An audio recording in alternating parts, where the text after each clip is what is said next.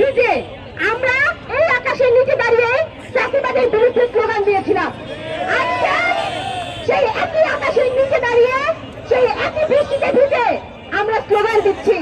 পার্থক্য শুধু একটাই, সেই দিন এই দেশের বাতাস ছিল চাষিবাদের বাতাস, আর আজকে এই দেশে চাষিবাদ নাই। কিন্তু দুঃখের বিষয়, আজকে আমার দেশে আমার ভাইয়ের উপর হামলা চালানো হয়, আমার বোনকে রক্তাক্ত করা হয়। কারণ চাষিবাদ গেছে, কিন্তু চাষিবাদের রাজনৈতিক কাঠামো যায় নাই। চাষিবাদের রাজনৈতিক কাঠামো যে রাজনীতি ভাইকে দাঁড়া করায় দেয় ভাইয়ের বিরুদ্ধে, বোনকে লাঞ্ছিত করে ভাই, সেই রাজনীতির বিরুদ্ধে আমাদের আমরণ যুদ্ধ। আজকে আমরা পরিণত হয়েছি সেই চাষিবাদী রাজনীতিকে লাল কার্ড দেখাতে।